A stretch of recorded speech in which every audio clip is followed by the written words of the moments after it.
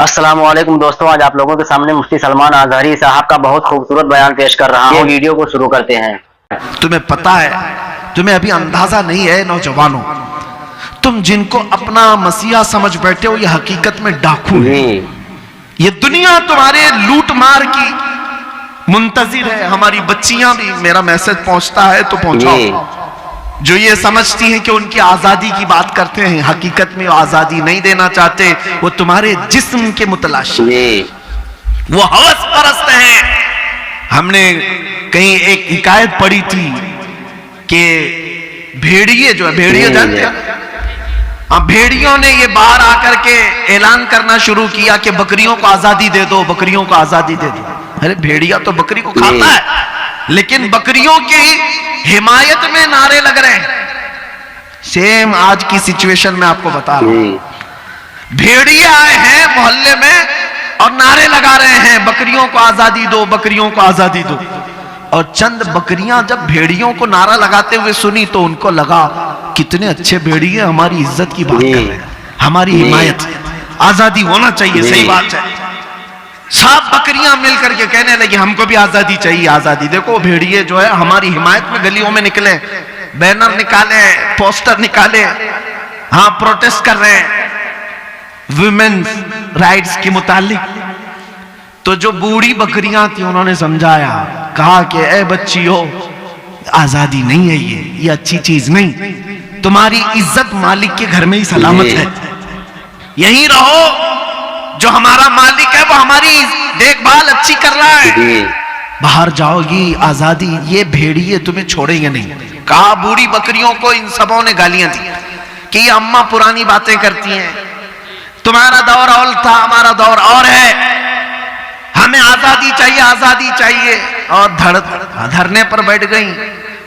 بکریوں کو مالک نے آزاد کر دیا، جاؤ آزادی چاہیے، آزادی چھوڑ دیا۔ بکریاں سڑکوں پر آئیں اور بھیڑیوں نے جب آزاد دیکھا تو سب کو چیر پھاڑ کر رکھ دیا، بکریاں سب مر گئی۔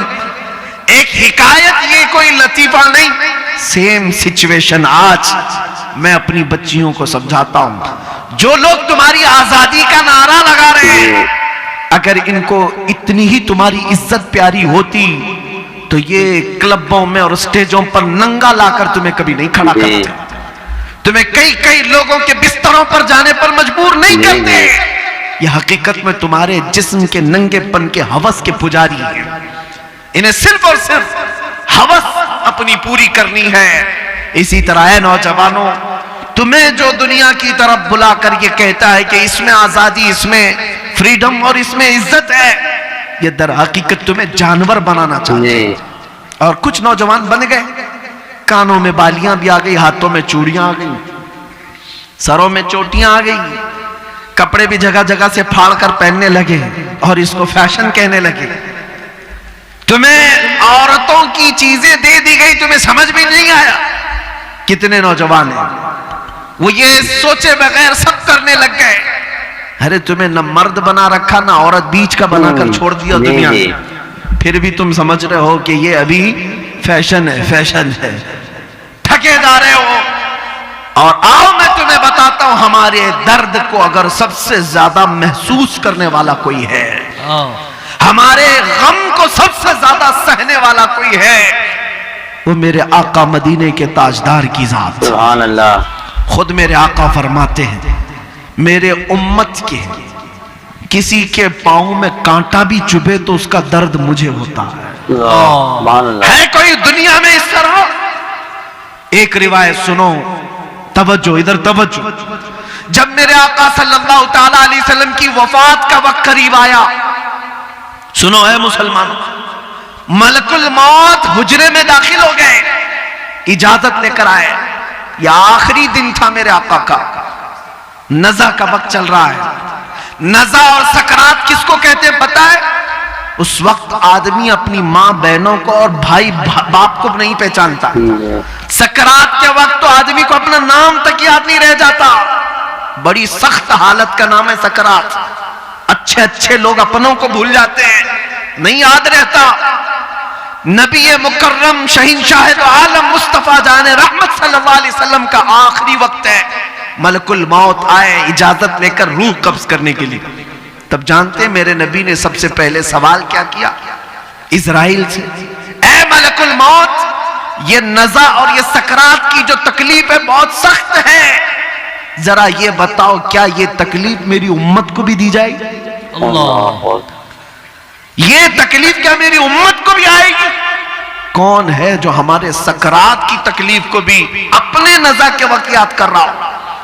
اپنے نزع کے وقت اسی کو اعلیٰ حضرت نے فرمایا تھا، جو نہ بھولا ہم غریبوں کو رضا، یاد اس کی اپنی عادت کیجئے، ہم غریبوں کے آقا پہ بے حد درود، ہم فقیروں کی ثروت پہ لاکھوں سلام۔ اے سنی نوجوانوں، سب سے زیادہ ہماری فکر کرنے والے وہ نبی پاک کی ذات ہے۔ جب نبی پاک صلی اللہ علیہ وسلم سجدے میں گر کر بے تحاشا روتے رہے، کس کے لیے روتے رہے؟ امت کے لیے۔ رب ہب لی امتی، رب اغفر لی امتی۔ طائف میں پتھر کھا کر کے بھی دعا کرتے رہے، مولا میری امت مجھے نہیں پہچانتی، انہیں معاف کر دے۔ وہ نبی پاک جو معراج کے سفر میں جا کر کے بھی اللہ کریم کی بارگاہ میں سب سے زیادہ قرب کی منزل، اس سے زیادہ قرب کی منزل پوری دنیا میں کسی کو دی گئی نہیں اور نہ ہی دی جائے گی، اس وقت بھی میرا رسول اپنے رب سے کوئی چیز پوچھ رہا ہے تو یہ ہے کہ اے مولا میری امت کی بخشش میرے حوالے کر دے۔ سبحان اللہ۔ کون ہے جو ہماری فکر کرے گا؟ جانتے ہیں ایک صحابی نے حضور سے پوچھا، یا رسول اللہ قیامت کے دن آپ کو کہاں ڈھونڈوں، کہاں ڈھونڈوں؟ جانتے ہیں حضور کیا فرماتے ہیں؟ دیکھنا حوض کوثر پر ملوں گا، میرے امتی پیاس سے تڑپ رہے ہوں گے، اپنے ہاتھ سے پانی بھر بھر کر میں اپنے امتیوں کو پلا رہا ہوں، وہاں پر بھی امت کی فکر ہے۔ یا پھر حضور فرماتے ہیں اگر وہاں نہیں ملا، میزان عمل پر دیکھنا جہاں نیکیاں اور برائیاں تولی جا رہی ہوں گی، میں اپنے امتیوں کے اچھائیاں اور نیکیوں کے پلے کو بھاری کر رہا ہوں گا، وہاں مجھے دیکھ لینا، وہاں مل جاؤں گا۔ اور اگر وہاں نہیں ملا تو پل صراط پر دیکھ لینا، جو جہنم کے اوپر کا برج ہے، میں اپنے امتیوں کو وہاں سے آسانی سے گزار رہا ہوں گا۔ محشر کے دن بھی میرے آقا ہمیں فراموش نہیں کر رہے۔ ایک اور حدیث ہے، سنو سنو، ایک اور حدیث میرے آقا فرماتے ہیں کل قیامت کے دن تم مجھے دیکھو گے، میرے کندھے پر چادر پڑی ہوگی، میرے کندھے پر چادر ہوگی، وہ کھسک کھسک کر گر رہی ہوگی، میں ایک ہاتھ سے اپنی چادر سنبھال رہا ہوں گا اور دوسرے ہاتھ سے اپنے امتیوں کو پکڑ پکڑ کر جنت کی طرف لے جا رہا ہوں۔ سبحان اللہ۔ جو نہ بھولا ہم غریبوں کو رضا، یاد اس کی اپنی عادت کیجئے۔ اے نوجوانوں مجھے بتاؤ، جو دنیا میں ہمیں نہ فراموش کرے، اور یہاں تک کہ ایک حدیث یہ بھی ہے کہ جب مصطفیٰ کریم صلی اللہ علیہ وسلم کو ان کی قبر میں رکھا گیا، قبر میں اتارنے والے صحابہ کہتے ہیں کہ حضور کے لب ہل رہے تھے، سبحان اللہ، حضور کے لب ہل رہے تھے، ہم نے کان لگا کر کے سنا تو نبی پاک یہ کہہ رہے تھے رب ہب لی امتی، رب اغفر لی امتی، اے میرے رب میری امت کو معاف کر دے، میرے امت کو میرے حوالے کر دے۔ اب سنو، جو اپنی قبر میں نہ بھولے، حشر میں نہ بھولے، اے امت کے غیور نوجوانوں، کیا تمہیں یہ زیب دیتا ہے کہ اس نبی کو تم یہاں بھول گئے؟ اس نبی کو تم یہاں بھول بیٹھے۔ اسی کو تو اعلیٰ حضرت نے کہا تھا، شب صبح تک سونا تجھے، دن لہو میں کھونا تجھے، دن لہو میں کھونا تجھے، شب صبح تک سونا تجھے۔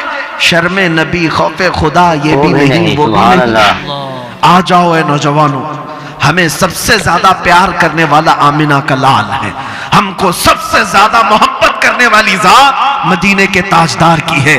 وہ گنبد خضرا کے مکی کی کیفیت تو یہ ہے، قرآن کہتا ہے عزیز علیہ ما عنتم، تمہارا تکلیف میں پڑنا اس رسول کو دیکھا نہیں جاتا۔ جب جب تم مصیبت میں مبتلا ہو تو آقا بے قرار ہوتے ہیں، وہ رب تعالیٰ کی بارگاہ میں سفارش کرتے، مولا میری امت کو اس قسم پرسی سے نکال دے، اس مصیبت سے آزاد کر دے۔ لیکن مجھے حیرت اس بات کی ہوتی ہے کہ یہ امت اس طرف دیکھ کیوں نہیں رہی؟ وہ رسول آج بھی اپنا در دولت کھولے ہوئے ہے، آج بھی وہ اپنا دربار کھلا رکھے ہوئے ہیں۔ اعلیٰ حضرت نے کہا ہے لب واں ہیں، آنکھیں ہیں بند، پھیلی ہیں جھولیاں، کتنے مزے کی بھیک تیرے پاک در کی ہے۔